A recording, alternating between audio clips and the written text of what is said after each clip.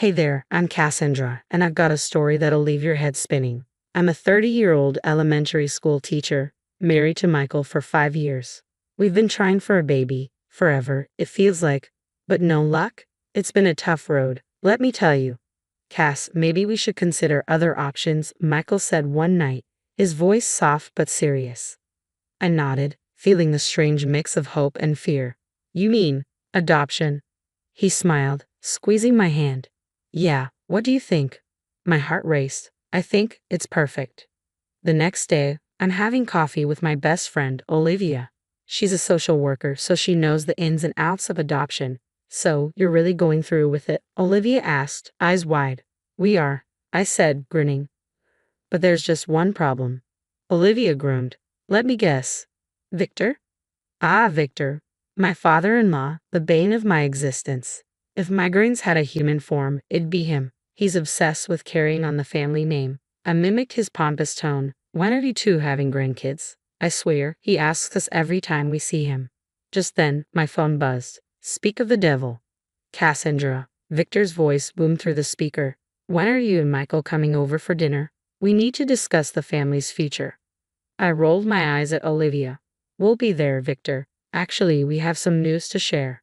After I hung up, Olivia looked worried. Are you sure you want to tell him about the adoption?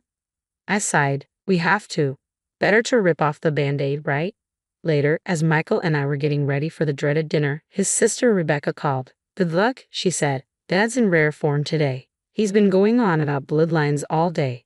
Michael glanced at me, concern in his eyes. Maybe we should wait. I shook my head. No, we need to do this. We can't let your dad control our lives. Taking a deep breath, I steeled myself. This dinner could change everything, but no matter what Victor said, I knew in my heart we were making the right choice. Ready? Michael asked, keys in hand. I nodded. Ready as I'll ever be. The big family dinner felt like walking to my own execution. Michael squeezed my hand as we walked in, but it didn't ease my nerves. As usual, Victor dominated the conversation. The Johnsons next door just had their third, he said between bites. Now that is a family, carrying on a legacy. I couldn't take it anymore. Actually, Victor, we have some news, I said, my voice firm. Michael nodded, taking a deep breath. Mom, Dad, we've decided to adopt. The silence that followed was suffocating. Then all hell broke loose. Adopt? Victor roared, slamming his fist on the table.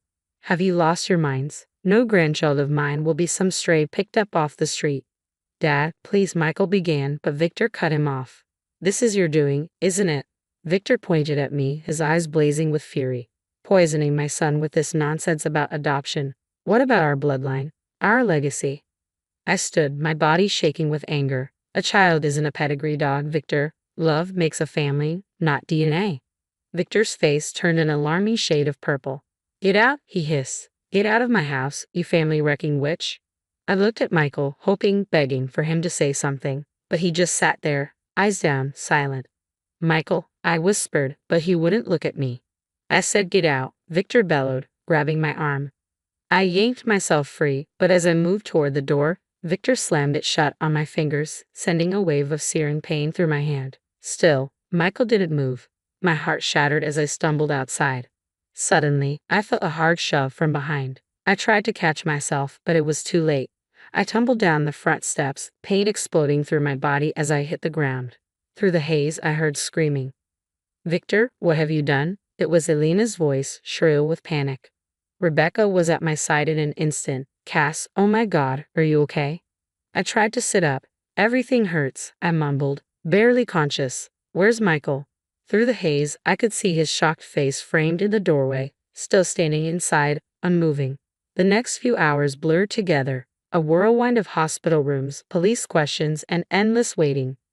X-rays revealed a sprained wrist and some nasty bruises, but no broken bones. Small mercies, I suppose. Michael finally showed up, pale and shaken. Cass, I'm so sorry. I don't know what happened. Dad, I cut him off, my voice cold. Save it, Michael. You stood there and did nothing while your father assaulted me. I don't want to hear it. He reached for my hand, but I pulled away. I think you should go. The days that followed were rough. I stayed with Olivia, unable to face going home. Michael called and texted constantly, but I couldn't bring myself to respond. You need to report this, Olivia urged. Victor can't get away with what he did. I shook my head. It's my word against his. And you saw how Michael reacted.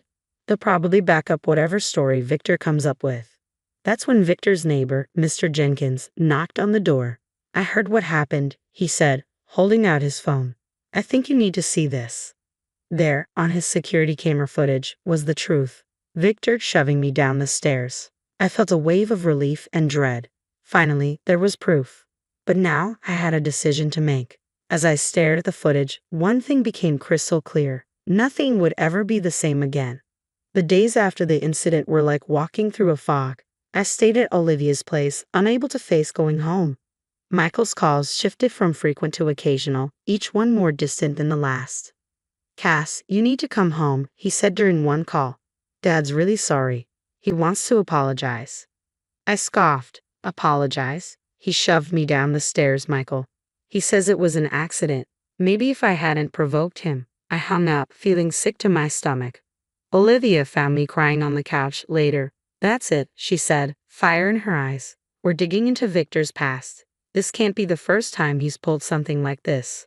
We spent days combing through public records and making calls. What we uncovered was chilling. 3 domestic disturbance calls at their old address, Olivia read aloud. All mysteriously dropped. I shook my head, disbelieving. How does he keep getting away with this? Money and influence, Olivia sighed. But there's more. I called a friend at the adoption agency. Victor's been sniffing around, asking about ways to disqualify applicants. My blood ran cold. He was trying to sabotage our adoption.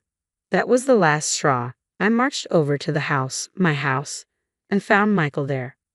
What's going on, Michael? Why are you letting your father control our lives? Michael wouldn't meet my eyes. You don't understand, Cass. Family is everything to Dad. He just wants what's best. Best? I exploded. He assaulted me, and now he's trying to stop us from adopting. That's not true, Michael muttered, his voice growing defensive. You're blowing things out of proportion. I stared at him, the man I thought I knew suddenly a stranger. Who are you? What happened to the man I married? Michael's face hardened. Maybe that man finally grew up, realized the importance of family legacy. Legacy, I scoffed. Is that what we're calling abuse now? You know what? Michael snapped. I can't do this anymore. I want a divorce. The world stopped. A divorce? Dad's right. We want different things. And frankly, I'm tired of your lies about him.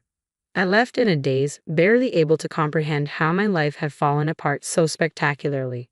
The next day, Rebecca showed up at Olivia's, looking nervous. I found something, she whispered, handing me a flash drive. Dad's been intervening in family matters for years, sabotaging relationships, controlling inheritances, all to protect the bloodline. I scrolled through the files, my horror growing with each new revelation. Rebecca, how long have you known?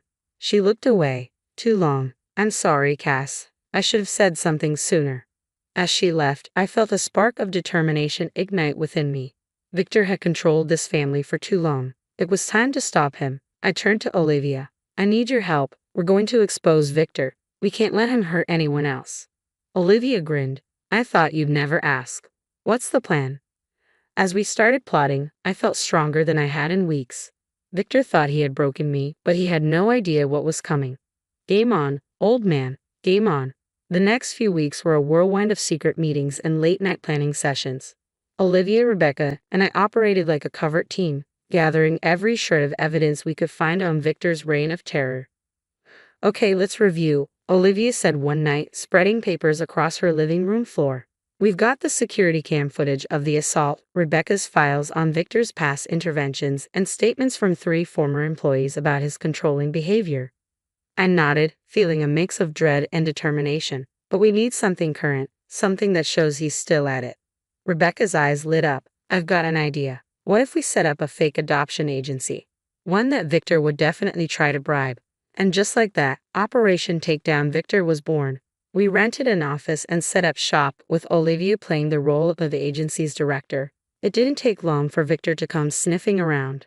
I'm concerned about my son and daughter-in-law's application, he said, his tone dripping with fake concern. I have some information that might be relevant to their suitability. Olivia played her part perfectly. Oh, and what kind of information would that be, Mr. Thompson?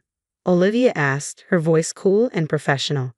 Victor leaned in, lowering his voice as if sharing some dark secret. Let's just say I'm willing to make a sizable donation to ensure the right decision is made. Gotcha, you old snake, I thought, hiding my satisfaction. With the bribery attempt now recorded, we were ready for the final act. Victor was hosting a large family gathering where he planned to announce Michael's promotion within the family business. It was the perfect stage for our little drama. As Victor stood to make his speech, I glanced at Rebecca and gave her a nod. She clicked a button, and the large screen behind Victor flickered to life. First, the footage of Victor shoving me down the stairs played for everyone to see. Guests filled the room. Then the video cut to him trying to bribe our fake adoption agency. Finally, a montage of testimonies from people he had hurt over the years played, each story more damning than the last. The room erupted into chaos. Victor's face went from confusion to fury, and then panic. "This is all lies," he bellowed, his voice shaking with rage. "Michael, tell them this isn't true." But Michael just stood there, frozen, looking utterly shell-shocked. For once he had no words. That's when Elena, Victor's wife, did something no one expected. She stood up, walked over to me, and took my hand. "No more, Victor," she said, her voice trembling but resolute. "I won't let you hurt anyone else." The aftermath was intense. Domestic violence organizations and adoption agencies quickly picked up the story. Victor's reputation was shattered, and he was facing serious legal consequences for his actions. Michael didn't fare much better.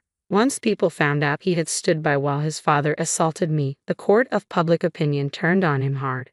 As for me, well, life has a funny way of working out. 1 year later, I'm sitting in the backyard of my new house, watching my adopted daughter Zoe play with her aunt Rebecca. Olivia's inside, probably raiding my fridge as usual. Elena calls from the patio, "Lunch is ready, everyone." As we gather around the table, I can't help but marvel at my new family. It's not what I expected, but it's so much more than I ever hoped for.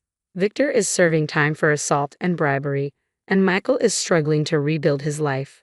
Though that's no longer my concern. As for me, I've found my calling. I now run a support program for adopted children and survivors of domestic violence at my school. Sometimes, the worst experiences in life lead you to your true purpose. As Zoe climbs into my lap babbling about her day, I realize something important. Family isn't about blood or legacy. It's about love, support, and standing up for what's right. And that's a legacy I'm proud to pass on. Now that Cassandra's journey has come to an end, here's a question for you. If you discovered a family member was actively sabotaging your life plans and had a history of abusive behavior, would you expose them publicly or handle it privately? It's a tough call, right? Public exposure might protect others but could tear your family apart. Handling it privately might preserve relationships but allow the cycle of abuse to continue. Where do you draw the line between family loyalty and justice? Drop your thoughts in the comments. I'm really curious to hear what you think. If this tale of family drama and triumph over adversity got you thinking, hit that like button and subscribe for more stories that challenge your perspective on family loyalty and doing what's right. Trust me, there's plenty more where this came from.